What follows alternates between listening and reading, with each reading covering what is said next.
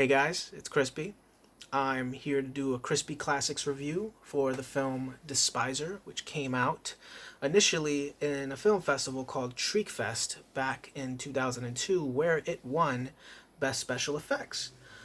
This movie's independently made, like really independently made, no studio backup, no high budget. It's really low budgeted. In fact, the reason why this movie won special effects back in 2002 is because of the very low resources that it had, and still managed to make a very engaging movie. Along with the flaws of its special effects, it's still really engaging. It's very exciting. All the characters are eccentric. And with the very little resource it had, I'm going to say this over and over again, this movie still manages to be very interesting and really fun. So I was initially introduced by this movie to this movie by a very friendly acquaintance of mine named Josh Christensen. He's the main star of a movie called Bloodsick Psychosis. I did a film review. I did a review of the movie like a couple months ago. It's on my YouTube channel, and also in that channel, there's a link to the movie in the description. So if you want to go watch the movie Bloodsick Psychosis, that's where it is. But anyway, ever since then, I kind of got in touch with these guys, and I do friendly chats with him and the director, Bruce. And Josh posted this movie on his Instagram. He was talking about how he showed it at the Psychotronic film event that he was in, and he really likes the movie.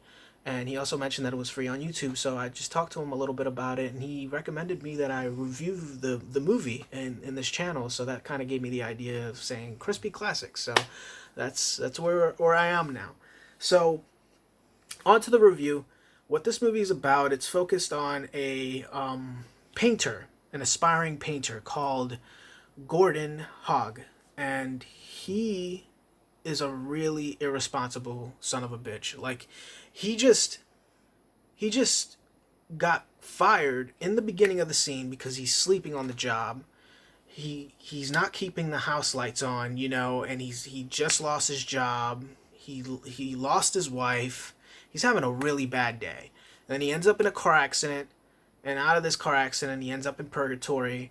And in this purgatory world, there's just demons and evil creatures everywhere. And he gets saved by these freedom fighters who are like heavily armed, and they're fighting all the creatures in this world. And they know of this creature called the Despiser that's really powerful, and he's trying to get out of this purgatory to wreak havoc wherever it lands. And what makes this main character, Gordon, really important is that he can leave this purgatory world, but he doesn't know how he can do it, and they don't know how he can do it, but that's kind of what's keeping him important to the story and alive. And like I said, that's pretty much the premise of the movie. It's sort of like this perception on life and death, and in the between. It kind of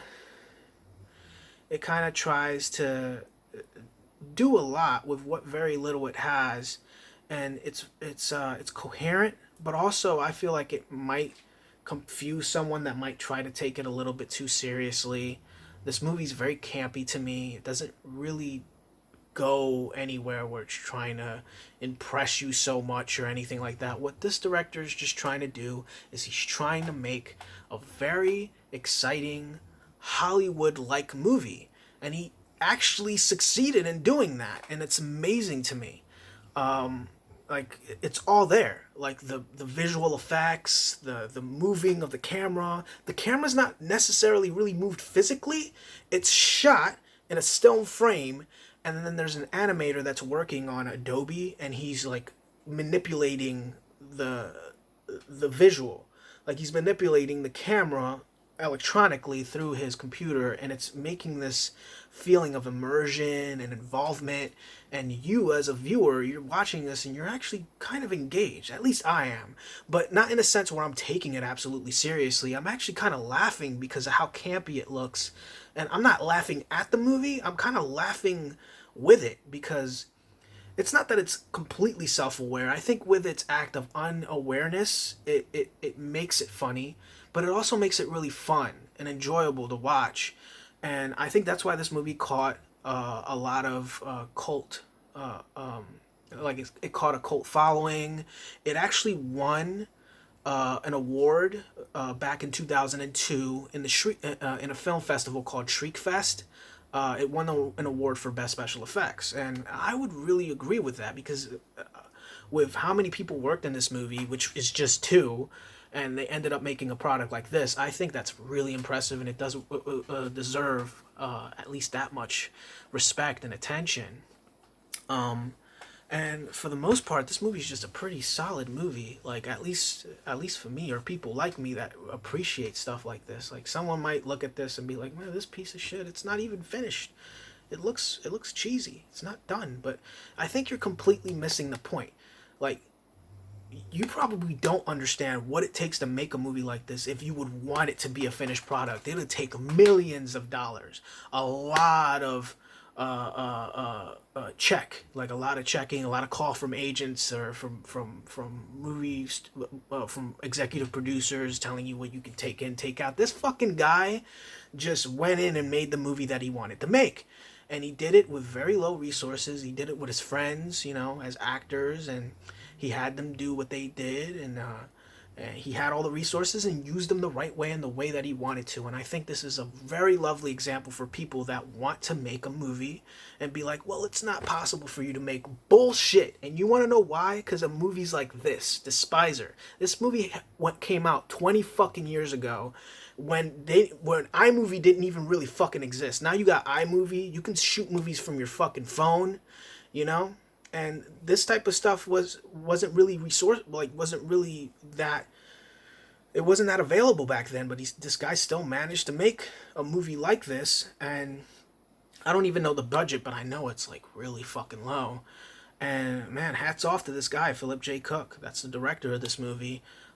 He managed to make a piece of work that's very remarkable and very good. Like I wish I could go on with more details, but I didn't really do that much research on this movie, except for the fact that it had that past where it came out in the film festival back in 2002, came out on video, came out publicly in 2003. So if you look on the internet, you'll see that the movie is dated at 2003. So you might look at me and be like, "You're wrong," but it came out in the film festival prior to that. And yeah. Just a really solid movie. It does run at about an hour and 45 minutes long. I did read some reviews saying that it's too long, but for me, I think it was just right. Like it's a regularly ran movie for an hour 45. This is what this guy went for, is to make a Hollywood like movie. And that's exactly what he did. And I really appreciate him for it. This is a labor of love. This is something that is really, really satisfying to watch, and I'm gonna give this movie a 7 out of 10. It's something that I really recommend, and actually, it's for free. It's on YouTube. That's how I watched it. I'm gonna put a link to the movie below so you can watch it and enjoy it yourself. If you're a fan of like the Sci-Fi Channel, if you were a kid back in the days and you loved watching all those movies, I ain't talking about that Sharknado shit. I'm talking about like the older shit. Like this is what this reminds me of. I wouldn't be surprised if this movie premiered in Sci-Fi at some point. This is a hidden gem, and I think it should be enjoyed by more people. And if you watch the movie, if you press this link, if you would like to tell me how you felt about the movie, or if you've already seen the movie, let me know. Let me know in the comments below. Like, dislike, do whatever you want. I don't give a fuck. And subscribe, whatever. I love you guys.